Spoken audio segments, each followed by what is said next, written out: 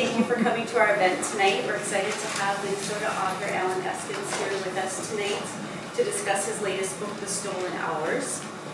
He is the best-selling author of several books, including The Life We Bury, The Guise of Another, and Nothing More Dangerous, as well as others. He is the recipient of the Barry Award, the Minnesota Book Award, Rosebud Award, and Silver Falcon Award, and has been a finalist for the Edgar Award, Thriller Award, and Anthony Award. His books have also been translated into 26 languages. This is one of our last adult programs for the fall. However, we have links to several recorded events on our website. So if you've missed some of the ones that we've had previously, we do have links out on our website. We also have a live cooking demo coming up next week. It's pecans, pumpkins, and Margot, and it is via Zoom.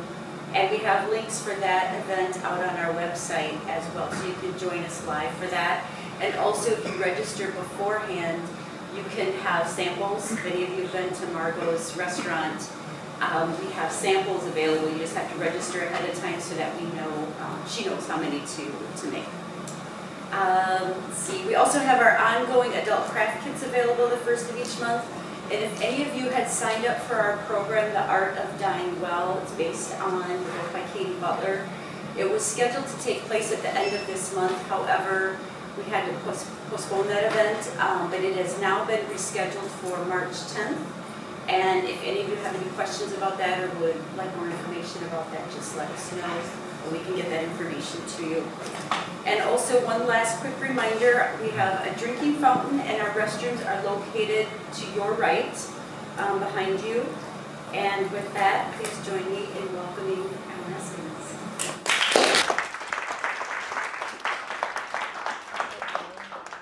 Good evening, and thank you for coming out. I'm Eskens. I am a writer, a novelist, and I wanted to talk a little bit tonight about just the subject of daydreaming and imagination. How many people have heard me speak before? Okay, so quite a few. For those of you who haven't, I come from a background where it was construction. My dad owned a drywall company, and the thing that got me into college was basically daydreaming and my love of being creative. So as a young man, I was a huge daydreamer, and it was something that was natural to me. I thought everybody daydreams as much as I do, but I come to believe that not everybody does. But my daydreaming has led me to this wonderful career. So I actually learned a new word on the drive over here today. Make sure I get it correct. Hyperfantasia. Hyperfantasia is it's not really a condition, but it's just people don't have the ability to visualize things. They don't have that mind's eye. And so, for example, someone can be creative with hyperfantasia, but an artist, for example, might be able to paint perfectly what he or she sees with their eyes, but is not able to paint what other people can imagine. So rather than imagining a scene and painting it, they stick to what they can see. And so I always kind of thought that people were all the same in terms of how they think and daydream and imagine. But I really love daydreaming beyond the norm. And when I write novels, and by the way, those of you in the front row, I am vaccinated, and my day-to-day life is basically quarantine. I sit in my basement, daydream, and write stuff on paper on my computer. So when it came time to try out this writing thing, I had spent 20 years working on a manuscript, which after 20 years, it wasn't ready, and I put it aside and started with a second manuscript. And what I had come to learn about myself writing that first manuscript was that I was a writer. Now, I had a law practice, a successful law practice in Mankato, but I found a quote by a writer named Renee Marie Rilke. And it was in Letters to a Young Poet. The young poet writes Rilke and says, "How do I know if I'm a writer?" And Rilke replies saying, ask yourself in your most solemn moments, must I write? If the answer is yes, then you are a writer, and you should conform your life accordingly. Now, I've been working on this manuscript for 20 years, and what I was doing was I was studying writing technique to try and make this manuscript better.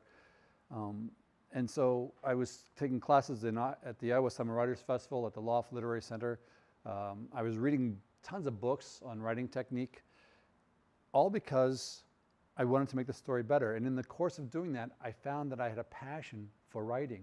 I couldn't get this story out of my head. I was constantly thinking about it and daydreaming about it and trying to make it better. And it was over the course of that 20 years that I discovered that I was a writer and I needed to take it more seriously. So I put that manuscript aside and wrote my second manuscript, which became my first published novel, The Life We Bury. So The Life We Bury, when I wrote that, the protagonist is a young man named Joe Talbert, who is a college student. But there are three other characters in that novel that, well, many that were important to me, but three that stood out in terms of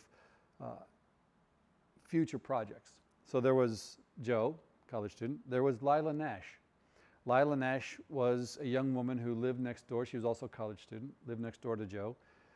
Joe wanted to go out with her. There was Max Rupert. He was a homicide detective. Fairly small role in that novel, but I really liked the character. And then there was Bodhi Sandin, this law professor. And here's where my daydreaming, I think, kicks it up a notch from most people. Those characters, they lived with me in my head. When I would go to sleep at night, I would think about them. What are they doing now? Where are they, how are they acting? What are they doing with their lives? When I created them, I gave them complete bios. I knew how they grew up. I knew where they grew up. Did they have one parent, two parent? What were the parents like? What was their childhood like? Most writers will do a bit of a biography when they write a novel, because it's important to understand your characters. But I would write a biography, and then I would go beyond that, and just in my own head, I would want to know who these people were. So when I finished The Life We Bury, and it got published, I wanted to write another novel. And I liked these characters that I created, and so I did something that most mystery writers don't do. Now, your normal mystery writer has a single protagonist, and that protagonist goes from book to book to book, solving crimes, basically. But what's really happening is there's a thing called a hero's arc, a character arc for the protagonist. And that arc is the protagonist begins the story with a certain worldview. This is their status quo. Something happens to change that, to invite them to go on a journey. And once they accept that journey, it plunges them into this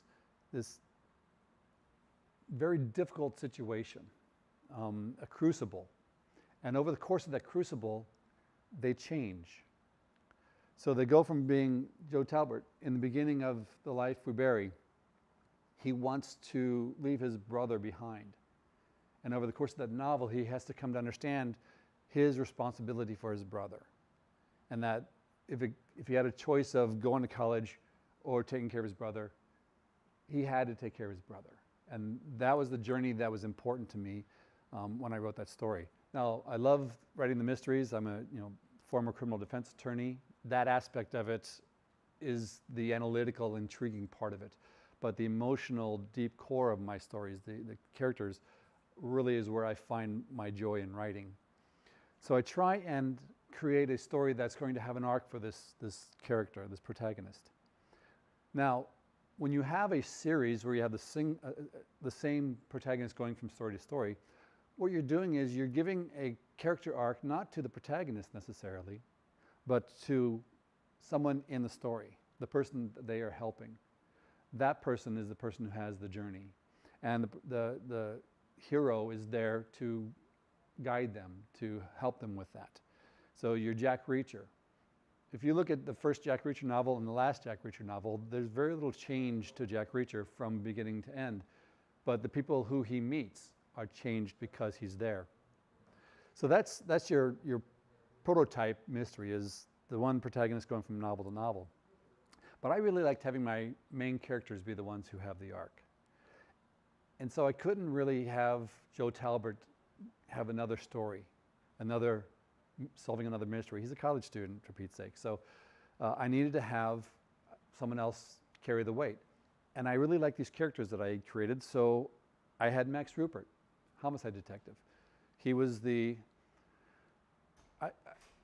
he wasn't really the main character of the second novel. His brother was the main character, but because of the way the novel was written, he becomes the main character of the novel.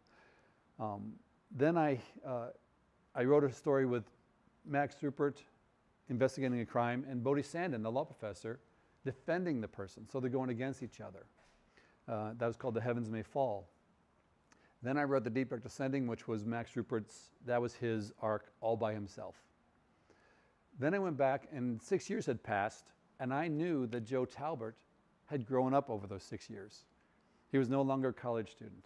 Like I said, in my head, I'm daydreaming these characters constantly. I know what they're doing at any given moment. And I knew that Joe was growing up. He graduated college. He got a job in journalism, working for the Associated Press. And the next story that was The Shadows We Hide, which was once again Joe Talbot, but he had grown up, he had 6 years to go from being this person to this new person, and he was ready for a new challenge, a new crucible. So I wrote The Shadows We Hide, which was a sequel to The Life We Bury. Then I did something rather unusual, which was I wrote a prequel. Now, that book I'd been working on for 20 years. That was a story of a young man growing up in 1976 in Missouri who had to deal with coming to understand his own prejudices. Now, I'd worked on that novel for 20 years, set it aside, wrote The Life We Bury. And as I'm writing The Life We Bury, I am creating this character who is a law professor in current day. And I realized that this 15-year-old boy from 1976 and this law professor were actually one and the same person. Very much aspects of who I was and who I became. And so when I wrote The Life We Bury, I made this boy grow up to be this law professor, thinking at the time, I wasn't a published author at that time. I was thinking this is just going to be my own little Easter egg. It's going to be my own little joke. Turned out to be a good idea because now my books all tied together. And book number 6 was Nothing More Dangerous, which was Bodhi Sandin's backstory. Like I said, I know these characters' backstories, and this one I worked on for 20 years. So I finished Nothing More Dangerous, and now it was time to write The Stolen Hours. The Stolen Hours is Lila Nash's story. When I created Lila Nash, I gave her a very tough past. I gave her a reason not to like people, not to like Joe. And she appears in The Life We Bury as a college student. She appears in Nothing More Dangerous, The Shadows We Hide, the sequel to The Life We Bury. She's in law school. In between there, when I was writing The Heavens May Fall, I gave her a cameo appearance because she's in law school at that point. So she's been growing up in my head, and as she grows up and I'm writing these other stories, I plug her in, I use her because I know who she is and where she's going. This whole world exists and turns, and these people live in my head.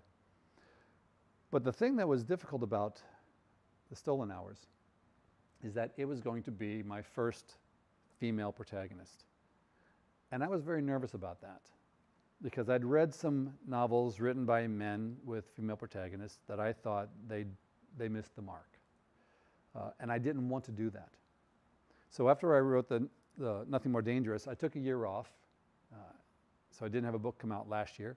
And over that year, I spent time reading a lot of novels by women with women protagonists to try and get a real good feel for how to write a woman character, a female character.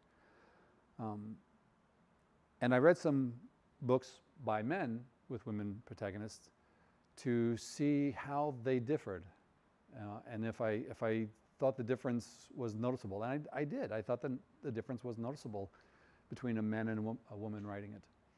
So, and I didn't want to have that be my book. I didn't want people to say, yeah, I can tell this is a guy writing this woman's story. When I pitched this to my publisher, I said, I want to have a female editor. I've got a female agent, I got a female wife. So between those three, I wanted to at least have a good jump start on it. So I sat down and I outlined Stolen Hours, and I wrote it. I'm very proud with how it turned out. And the reviews that are coming in, the one thing that I was most nervous about was getting reviews. You know, this is a guy writing a female, you know, he missed the mark. I didn't get those. In fact, the reviews are just the opposite. They're talking about what a wonderful female character, what a strong, because there's actually 3 points of view, and there's a fourth character who is a very important character, but the three main characters on the good side of this ledger are all females. And the people who are on the bad side of the ledger, not all of them, but they tend to be male. And it was a story of Lila going back to find out what happened to her in her past. She had a traumatic experience that she experienced when she was in high school. And that trauma, she never really understood who did it to her and what happened. So as the book begins, she is now starting a job as a Hennepin County prosecutor. Now she's technically on probation because she hasn't got her bar exam results back. Until those bar exam results come in, she's not technically a full-fledged lawyer. She hasn't been sworn in. So there's still, you know, an edge there that she's being careful of, being wary of. And so as the novel starts, she's working with this other female attorney, and a case crosses her desk that causes her to flash back to her days in high school. And she has been running from what happened to her in high school for 8 years, and she has decided to look into it. And with the help of Max Rupert's former homicide partner, Nikki Vang, she's able to go back and look at her file and see, you know, what the investigation was about, and then take it from there and take it to the next step. But one of the things, if you've read a number of my novels, if you've read The Life You Bury, The Shadows We Hide, Heavens May Fall, Lila comes across as being strong. But this is told from Lila's point of view now. And none of those books you never have her perspective. So you have Joe's perspective on how Lila appears to Joe. But when Lila is telling her own story, you see that she has a lot of insecurities that she's been hiding from Joe.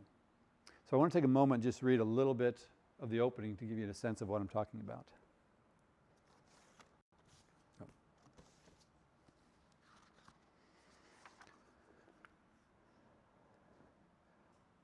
Lila Nash counted her steps as she walked from the kitchen to the bathroom of her apartment.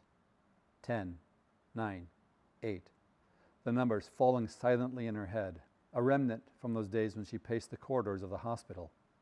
7, 6, 5. Turn into the bathroom. 4, 3. Close the door. 2. Turn. Face the mirror. 1. Her last step had been little more than a shuffle, but it allowed her to stop on 1, which somehow eased the clockwork that ticked inside of her chest. Lila never told Joe about the counting. She saw no reason to. It wasn't a secret so much as a private comfort, a blanket she had learned to wrap around herself all those years ago when a head full of silence had the power to coax demons out of the shadows. Now, it had become more of a habit, an echo that refused to die away. Dr. Roberts had once assured her that the counting was a good thing, a coping mechanism to distract her from harmful thoughts. She used a cotton round on her eyes, wiping away what little makeup she used, mascara, eyeliner, a touch of shadow. A once-over with soap and water, and she was ready for bed, almost. She locked the bathroom door, the tiny click far too anemic to reach the bedroom where Joe lay reading. In a cupboard beneath the sink, in a makeup bag where she stored a collection of old compacts and lipsticks, Lila fished out a small tube of cream, another little secret she kept from Joe. Lifting the sleeve of her t-shirt to expose the top of her left arm, she moved a finger across her scars, 7 thin lines that ran parallel to one another, the braille that told the story of that summer when she was 18, the summer of her attack. Each scar was straight as a toothpick except for the one in the middle, the first one. She had been crying when she made that cut, her hand trembling enough to give the scar a slight dip. When she confessed to Dr. Roberts that the flaw upset her more than the cut itself, he seemed to understand. Lila pressed a smidgen of scar reduction cream onto her finger and began rubbing it onto her arm, counting down the strokes. 10, 9, 8. The advertisement promised dramatic results, but after a week, Lila had seen very little change. Then again, her scars had had years to dig in, so she saw no reason to expect them to disappear overnight. She wanted to believe that she'd come a long way in the 8 years since she stopped seeing Dr. Roberts, but she worried her progress was more a matter of time and distance than actual healing. The trauma to her flesh had mended easily enough, her scars the only reminder of who she had been. But the other wounds, the ones she could only see when she closed her eyes, they refused to heal. She had hoped to drive them inward far enough that they would never escape, but escape they sometimes did. So that sets out who Lila is at the beginning of the story. Now this is a thriller. A thriller, as opposed to a mystery, gives you pretty much who the good guy and the bad guy, good girl, bad guy are at the beginning of the novel. And it's a matter of the cat and mouse chase. So the second chapter is a chapter that introduces you to Gavin. Now, Gavin is a very bad person.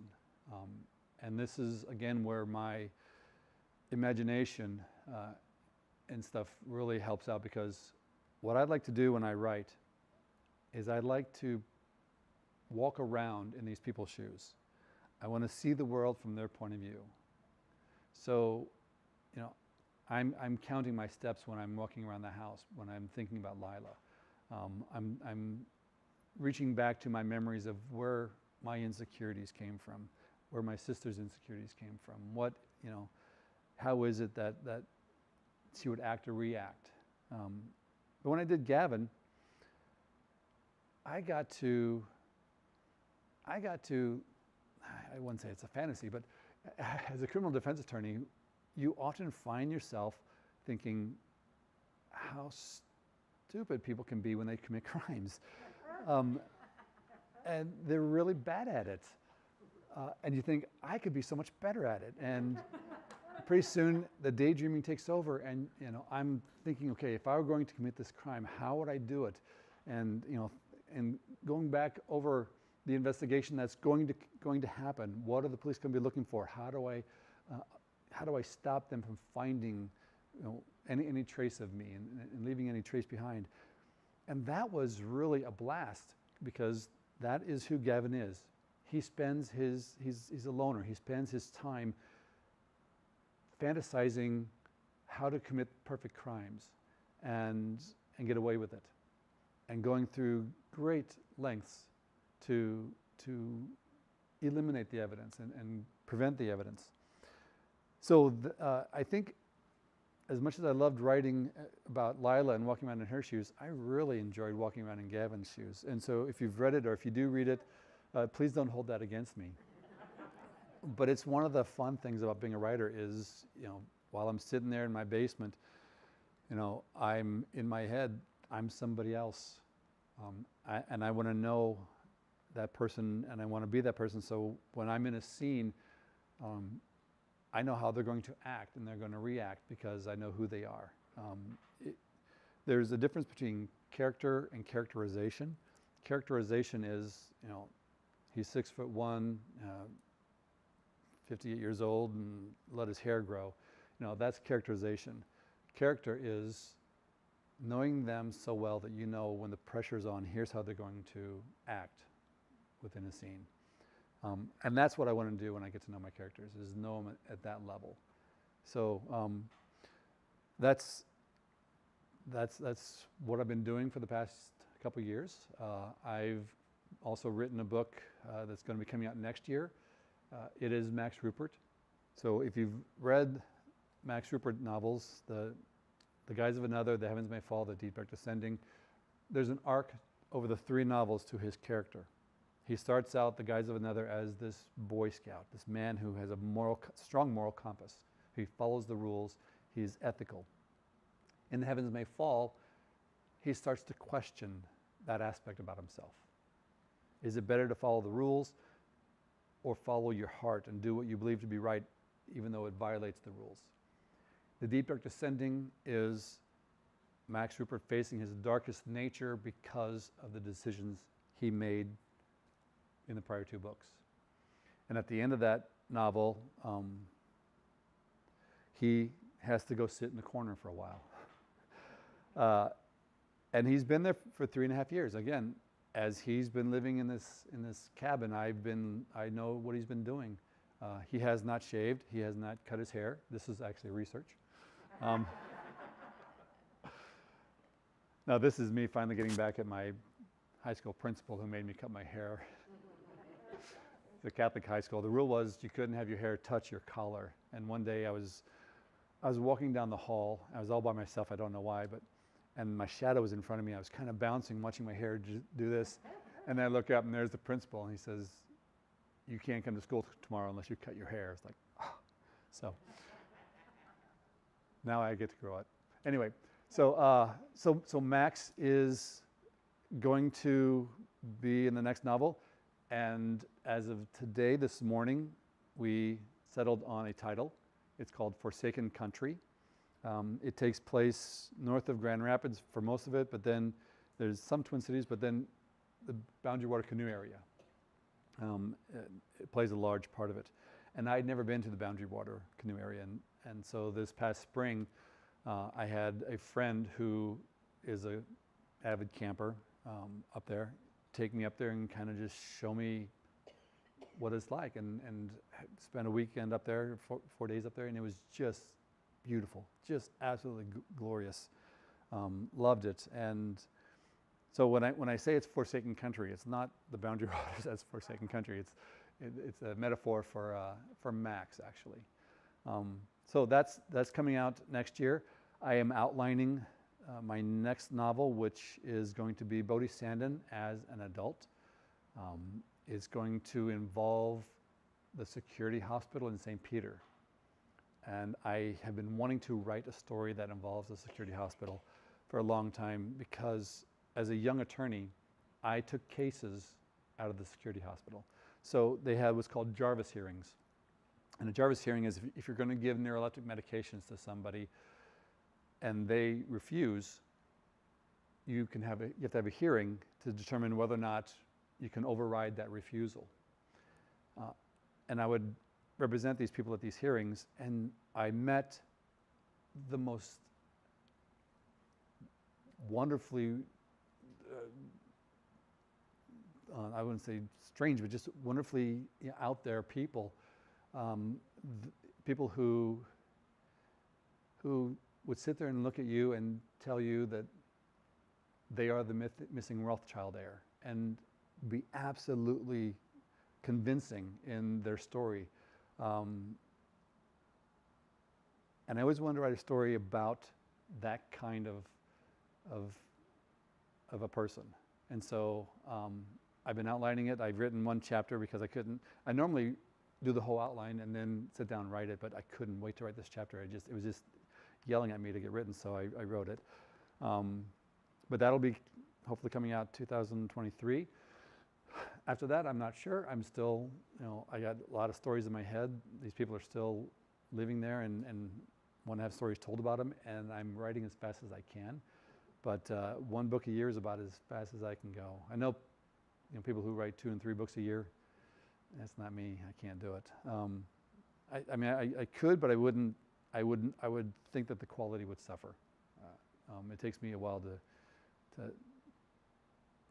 to write good prose. At least that's what I hope I'm trying to do. So that's basically my spiel.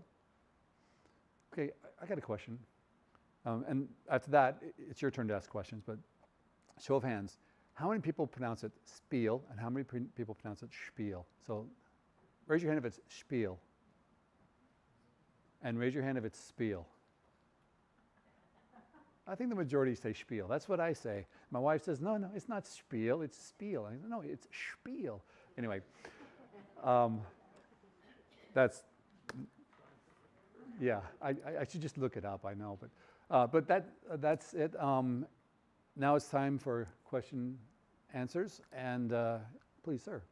Just when you're talking about Lila's story and her counting down and kind of those coping mechanisms, and I tried to think back in her previous appearances, she never did that before, right? So this is the first time we're seeing those coping mechanisms that she has in this book? She did it, but she didn't do it out loud. So when you read it, the numbers are italicized. So she's thinking the numbers. So it's all in her head. She has always counted her steps and counted But we as readers of the first book don't realize that. Right. So, and my question then is, when you're writing that first book and Lila's in there, and in your mind, okay, she's troubled, and so you're ready from that point, or do you know the trouble that we experience in this book, that's what she dealt with back then, or did that kind of get developed over time? For the most part, I didn't actually have the counting in my head when I was doing The Life We Bury. But for example, the scars on her arm, that's in The Life We Bury. Joe's, she had cut herself when she was that's what put her in the hospital. And there's also a suicide attempt, which I think makes its appearance in The Shadows We Hide. So we do know these things about her as I write them. But because I was never inside her head in any of those books, the stuff that's internal to her, we don't know until this book. But you didn't know it back then either. No, I got this for... I had a pretty good idea that she was going to have, that counting thing. That's something that I actually do. I count my steps. So I really kind of figured that she was going to have that. And I don't know why I count my steps, but it started when I was a security guard in college. I worked at a hotel where I just kind of walked around and I started counting my steps as I walked, and it just kind of stuck with me. So, that little thing where she shuffles the last foot just to get to 1. It feels good. It's weird, but so yeah, I knew that she was going to probably have that. I didn't sit down and think, okay, what are her internal tics when I was writing that, but I knew that was going to be something that was consistent with. And I guess the bigger question is, did you know in the first book why she had these tics? Like Yes. What her trauma was? Oh yeah. Okay. Yeah, it's actually talked about. It's not talked about in depth, but there was this thing that happened to her in high school, and she woke up in the back of a car without her clothes on, and that is in The Life We Bury. And that, and I knew then when I wrote it that it involved date, rape, drug. As a criminal defense attorney, I have researched, different drugs and what they can do, and it can take away your memory, and that's one of the why it's so efficient to use a date rape drug, is because you lose your inhibition, you lose your ability to say no, but then you lose your ability to remember what happened. And I knew that happened to her in that, in The Life We Bury. So that was always there from the beginning. Yes, sir. I guess a couple of comments, and one of the things that I really appreciated about your latest book, and I'm very conscious of that when I read stories about, especially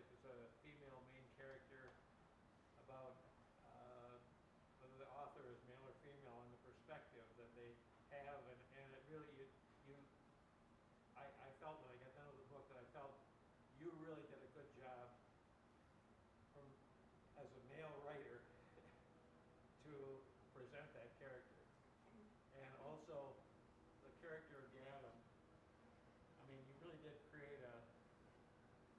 I'll say a monster, but you didn't create it. You explained where he came from.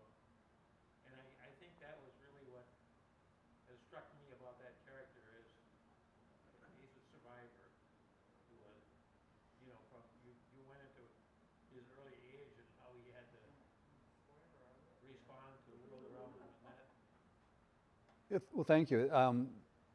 Like I said, when I write these biographies, when I go in my head to understand these characters, it's important to me that you just don't have someone appear on the scene who is evil without knowing why. To some degree, it happens.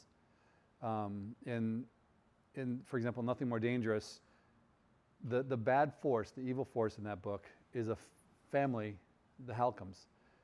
There's Cecil, there's Milo, there's Jarvis, and there's Angus.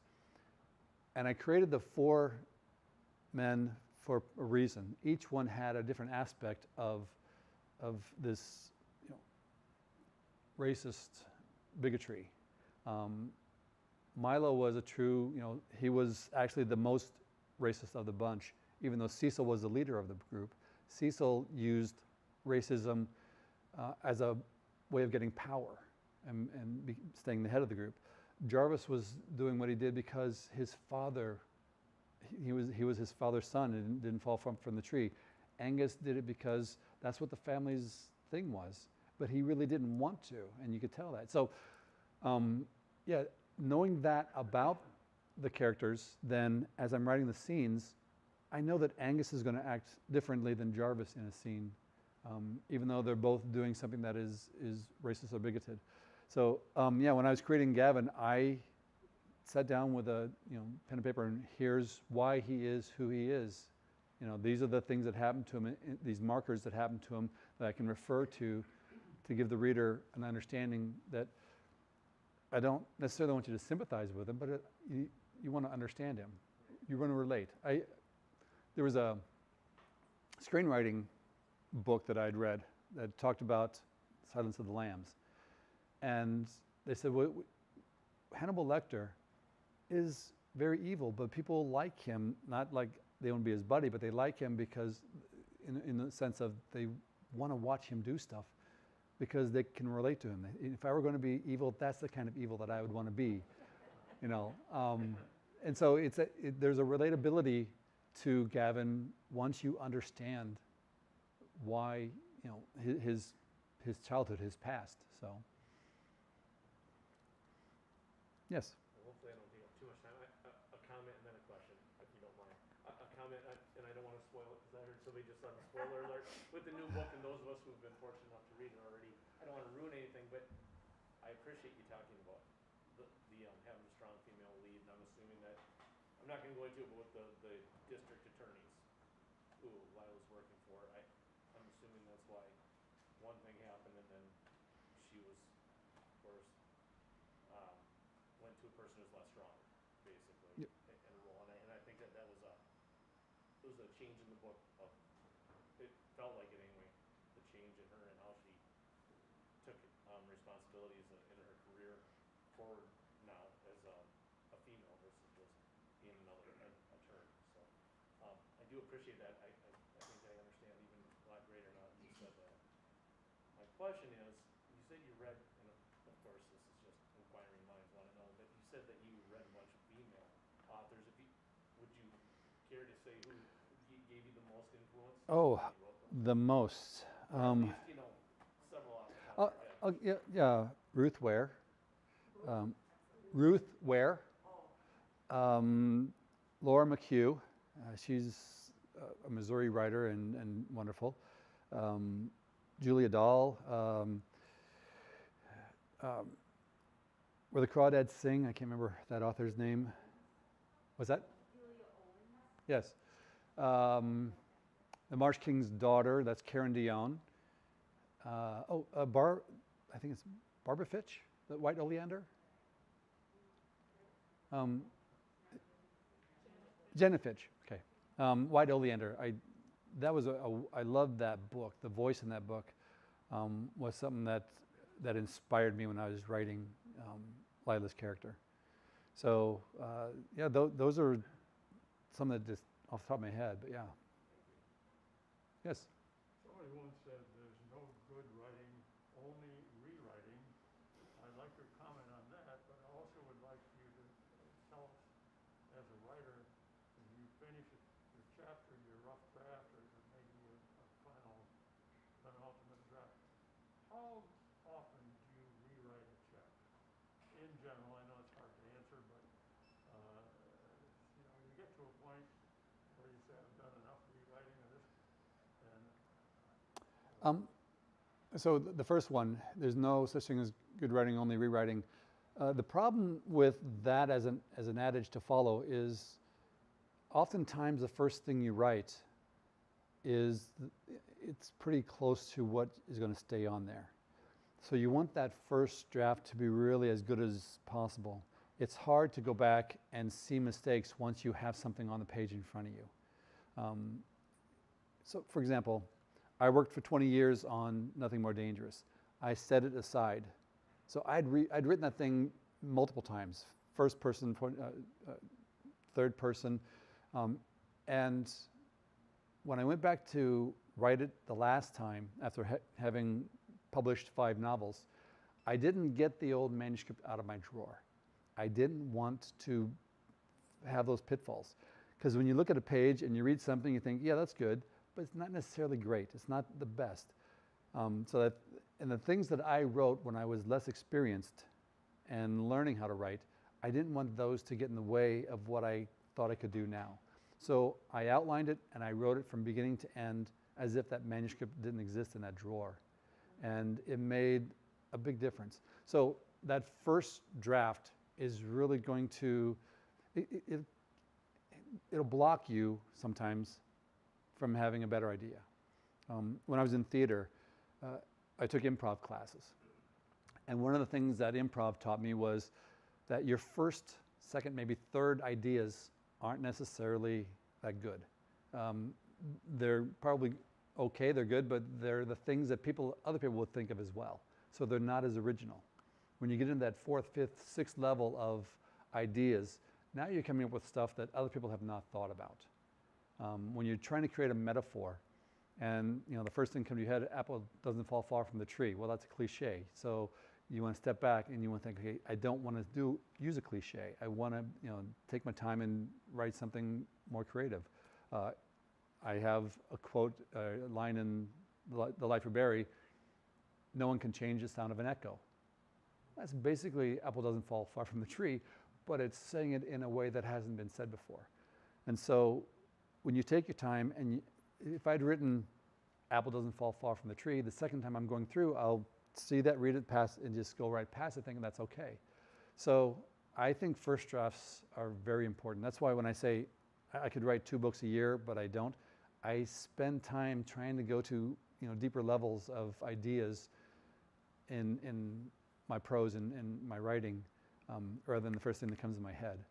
So that's hopefully answers your first question. But I love rewriting. I really do, because when you step away from a novel for even a week or 2 and then go back to it, you forget, I wrote this paragraph and it's like, okay, let's do it better.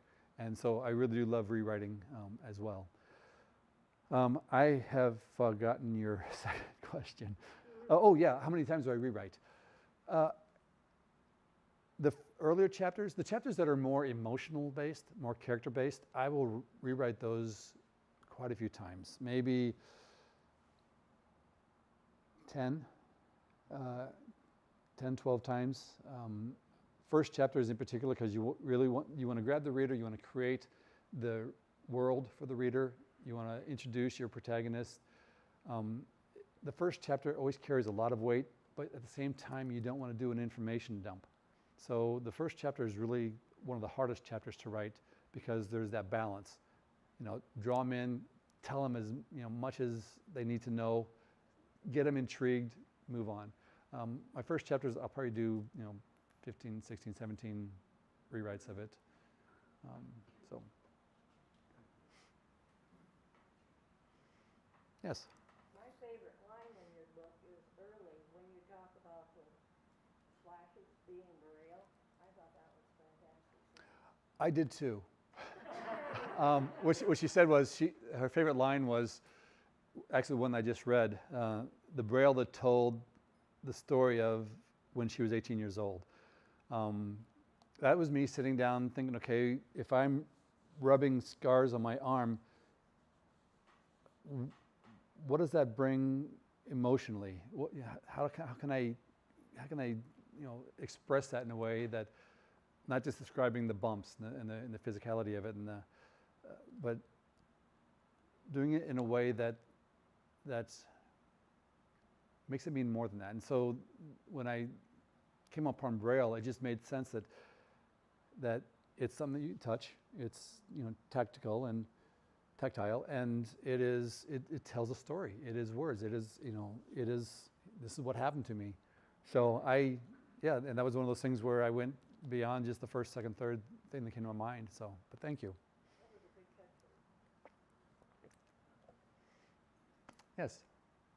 I am so intrigued now by all of these people you've been talking about, and I have not read any. I haven't started any of your books. Okay? That is fine. So, because I'm so curious about all of them, is there an order that I should read your books? Like, could you make me a list of what I should read first, for optimum? Does that make sense? Yes. I would start with The Life We Bury because that introduces Max, Lila, Bodhi, and Joe. And it's also my best-selling novel, so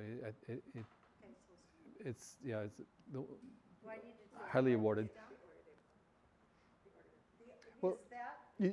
you Should don't I necessarily read them in the order they're published? you don't necessarily read them in the order they're published if you don't want to. So there's The Life We Bury, which is Joe's story. Then I have The Guise of Another, Heavens May Fall, Deep Dark Descending, which Joe doesn't appear in any of those. That's Max Rupert and Bodhi Sandin, but it's mostly Max Rupert's arc. Then I went back and did Shadows We Hide, which was Joe. So Life We Bury, Shadows We Hide, and then The Stolen Hours. So you can read those three, Life We Bury, Shadows We Hide, Stolen Hours, if you like Joe's stories. Or you can read The Life We Bury, Guise of Another, Heavens May Fall, Deep Dark Descending, if you like Max's stories. When I write, I try and write a little bit different for each one. So when I'm writing stories for Max, I'm a little more plot oriented. When I'm writing stories for Joe and Lila, I want to be much more internal and have a strong internal struggle that they're going through. And of course Max is going through one as well, but I think I'm a little more plot driven when I write Max's novels. So read The Life We Bury, and then read The Guise of Another. If you like that, keep going. That's the order that I publish them. Or if you really like Joe and want to read more about Joe, you can do Life We Bury, Shadows We Hide, and Stolen Hours. What's the second one you said? The Shadows We Hide. If you go to my website, alaneskens.com, I have this charted out because this has come up. This has come up before. So yeah, on my website I have a breakdown of how the stories lay out. And Nothing More Dangerous. This is a true prequel. It can be read first, last, in the middle. It's a standalone. They're all written as standalones so that you can enjoy them as if you never read anything else by me. But if you read them if you read The Life We Bury first and then read The Shadows We Hide, The Shadows We Hide is going to be more of an interesting read because you know the backstory of who they are. But thank you for the question. Yes. I used to think it was from Minneapolis, it was going down the Minnesota River to Mankato. Now I realize it's going up the river to Mankato. But some of the settings in your story, I think I saw New Ulm in one of the novels. I don't remember which one it was, but it was where they traveled down in that general area, right? I have a town called Buckley that I created that doesn't exist, but Buckley is actually Wyndham. It's kind of based on Wyndham. But I wanted to create a fictional, because I didn't want the sheriff of Wyndham calling me up saying, I'm not like that. Yeah. I have the Minnesota River in the Life of Barry. I have different towns. Austin's in 2 of the novels. Okay, and that one was in Austin, and then there was some more. Okay. Yeah, I lose track actually. It's, So you talk about all the outlining that you do. mhm. So is your basement just like all outlines? Because you're so thorough in going back and forth and having all these intricate stories in each of your books. And when a character shows up again and you thought all that out, how do you keep track of all that? So the first step of my outlining is I have a sketchbook, big white pages. I open that up and I start with the seed of the story. Life we bury, college student goes to a nursing home to interview somebody there, gets pulled into a mystery. Second seed of that story was college student is running away from home. What's he running from? So those are my 2 seeds. Then I just sit there and daydream and ask myself questions. And I like the big white page because I tried it on legal pad and it just becomes a too linear thought. This I can have big arrows, slashing, going around, moving, and then I turn the page and start over. By the time I get done with a sketchbook, I have a story outline. Each chapter has a reason for being in there. I do have a big whiteboard in my basement. So actually when I was writing The Stolen Hours, I used the whiteboard because there was a lot of, with the 3 points of view, I had outlined the points of view as if, that's the only story. So Lila's point of view was beginning to end, this is her point of view. Then I went to my whiteboard and said, okay, this chapter is going to be Lila's chapter and it's going to be about this. This is going to be Nikki's chapter, it's about this. This one's going to be Gavin's chapter. And so I actually took a picture of myself and with my whiteboard when I was outlining Stolen Hours, and it was just packed with little scribbles. But yeah, so just the whiteboard when I need to have a big picture view of it, but sketchbook primarily is what I use. Yeah, so I'm a writer. I write mostly poetry. I've tried to write a little bit of like a short screenplay, and I've always wanted to try writing fiction, but what I get stuck on is the characters and making the characters act in ways in which I would act. And I feel like when I write poetry, I'm just writing about my own experience. So I'm sort of wondering what you think about, how do you write characters that are so layered and complex instead of just thinking, like what would I do? Because I feel like I just can't get past the what would I do question, and I want to create characters someday that are very different from me and yet still very realistic. And that goes back to the beginning of my talk. It's being able to step into the shoes of this character. And so once I've created a biography, I can then kind of embody that person as I'm daydreaming. In Nothing More Dangerous, in the first draft, in the first 20 years that I worked on it, there were these 2 characters, Beef and Bob. They are high school, they're Jarvis's, they're all high school kids. Jarvis's best friends, they're a little trio. So Jarvis is the leader of the group, and Beef and Bob were like the henchmen. And for 20 years, they were interchangeable because I didn't know who they were. When I went back to rewrite it, the first thing I did was I outlined and I learned about all the characters. And what I discovered was Beef and Bob aren't the same. Bob is a sycophant. Bob wants to be Jarvis's best friend and he'll do anything to be that person. Beef and Jarvis have been friends since kindergarten. They have a history together. But Beef doesn't really believe what Jarvis believes. He sees Jarvis going down a path that he doesn't agree with. Once I understood that, now when the scene happens, I have Beef acting differently than Bob. And I step into Beef's shoes and I think, okay, in this scene, what does Beef do? Well, he goes to get help, but at the same time, he doesn't want anybody to know he went to get help because he doesn't want people to see him as being helpful to the other side as opposed to Jarvis's side. And it gave me a wonderful arc for that character. It's a small character, but at the end of the novel, I have this scene where Bodhi and Beef are sitting on this hillside talking.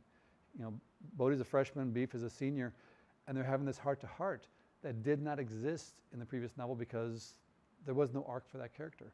So it's really coming to understand the character and then stepping into their shoes, and you're not you when you're writing this character. You are Beef, you are Bob, you are this person.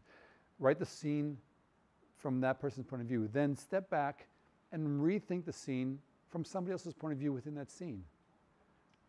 It's a good exercise. So, you know, Bodhi walks into Thomas's house for the first time and meets Thomas's mother. I tell that from Bodhi's point of view. Then I go back and think, okay, now what is the mother's point of view? What's she thinking when she sees this kid? And you know, how is she going to react to him and what she's heard about him? And then, you know, when Thomas comes back into the room, you know, what does he think about, you know, what is his point of view of this scene? Taking that step of living or stepping into the shoes of each person in the scene, you see it differently because they're different people. And it's just an exercise that you can do in your head for years before you need to sit down and write a novel. But that helps me, is just doing that. Yes? When you're done and it goes to the publisher, to throw away all your notes, wipe off your word and get rid of your thing? Do I throw away my notes when I send it in? I do not, because the editor will then come back and say, okay, we need to make some changes. Oh. I'm not done. No, I love writing, I love rewriting. The part where it gets not so much fun is when the editor sends me her 15 pages of, you know, single-spaced notes. And they're suggestions, but sometimes they're wonderful suggestions, sometimes they're not. But I have to go through and, you know, it's like, no, I don't want to do that. I mean, you know, the title for the next novel, the title that I put on it when I sent it to the editor was Forsaken Country. And for the past 3 weeks, they've been on me to try and come up with a different title. And I said, I really like that one. And this morning they called them and says, okay, we're just going to keep your title. It's like, yes. But anyway, so I'm not done when I send it to the editor. It's coming back for more rewrites and more work. But what I do in my head, I step out of it.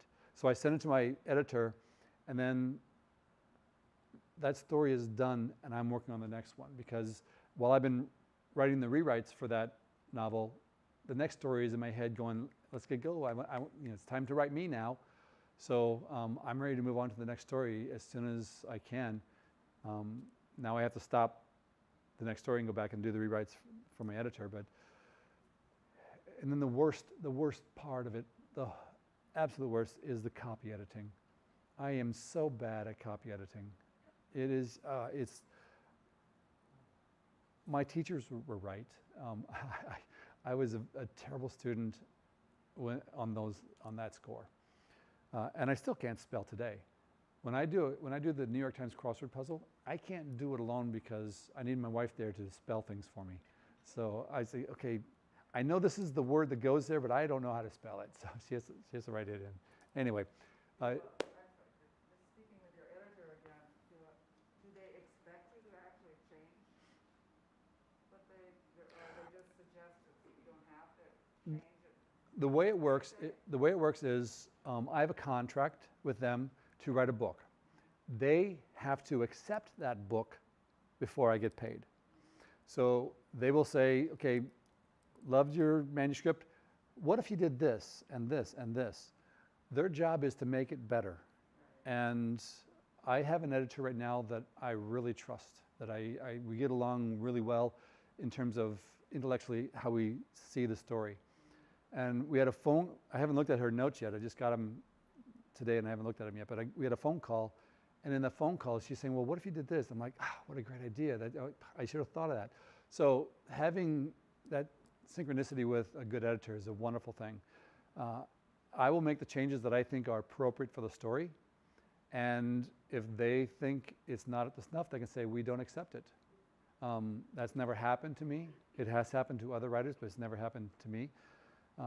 And I have had times where I said to my editor, I'm not changing that. I don't care what you say, that is staying as it is. And they said, okay, we'll accept it anyway. So, but yeah, there's always, it's always a suggestion, but if it's a good editor, it's a good suggestion. Yes? Do you know the ending of your book, or does it sometimes take its own curve and have a different ending than you thought? I always know the beginning and the ending and have a rough idea how I'm going to get there before I sit down to start outlining. But the Deep Dark Descending was the only novel where I wasn't 100%, I was like 75% sure that was going to end the way it did, but I wasn't 100% sure until I got to the ending and said, yeah, that's the ending I want. Every other novel, yeah, I know the beginning and the end. Before I start outlining, I know the beginning and the end very clearly when I start writing. Yes? You were in Mankato when you wrote your first book? Yeah. So did people know you were writing? Because I think it's like a small town, like, hey, I'm writing a book, and like, oh, good No. for you, right? You just kind of kept that in, and then That's my insecurity. Yeah, I was doing it because I enjoyed writing, but I didn't want people to say, well, when are you going to get published, or where can I read it? It's like, I'm just writing it from me. For 20 years, I was just writing for me. And it wasn't until I actually got a contract that I started telling people, I wrote a novel. Actually, there were two people.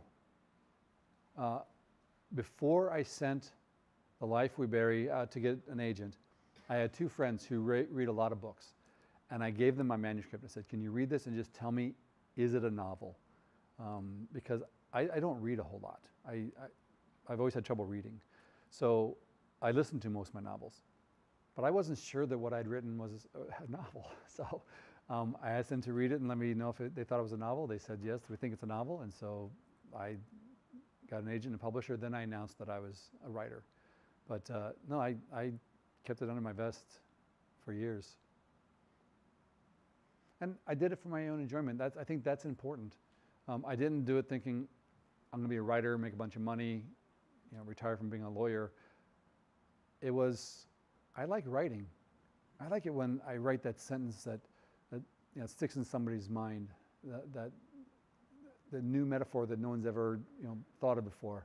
Those are fun. When my brothers and I get together, I can talk about a good paragraph the way they talk about a 25-foot putt, and they don't understand me. But yeah, it was a secret. Which is your best-selling novel, did you say? The Life We Bury. Yeah, it's still going strong. They teach it in a lot of classes now. So, yeah, that, and I think Nothing More Dangerous is also taught in a lot of classes. So, yes.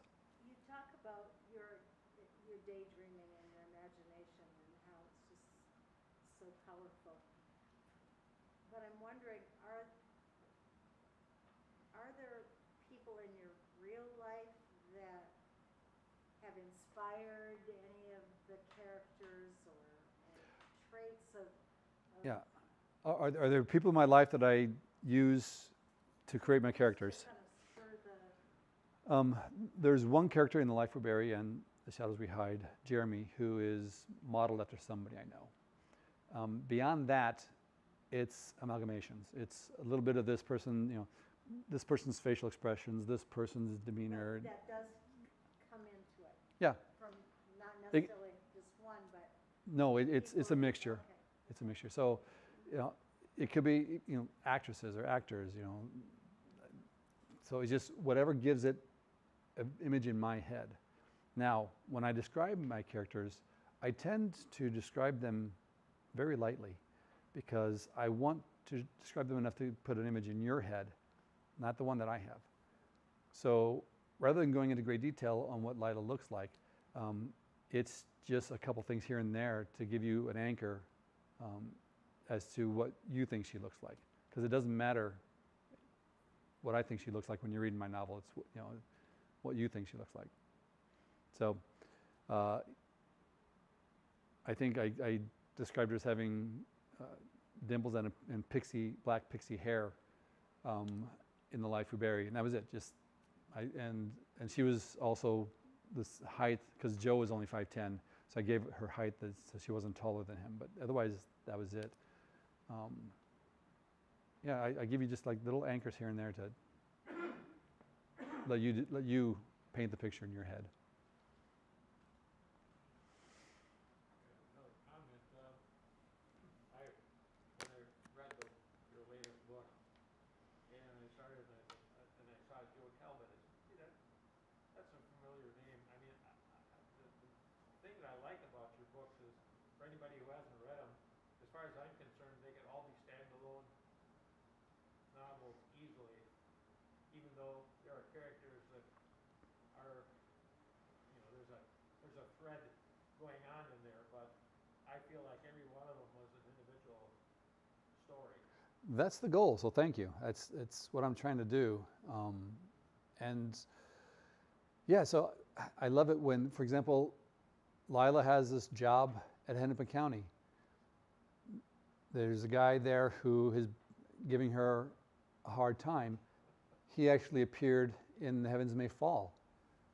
When I wrote that character for The Heavens May Fall, it never dawned on me that I'd ever use him again. But when I was writing Stolen Hours, and I needed somebody within that office where he already was to be kind of a jerk, it's like, oh, I got Frank. So yeah, I love being able to do that, bring little Easter egg kind of things where if you read the other novels, you go, oh, I remember Frank. He was the jerk in that novel. So Frank Dovey was his name.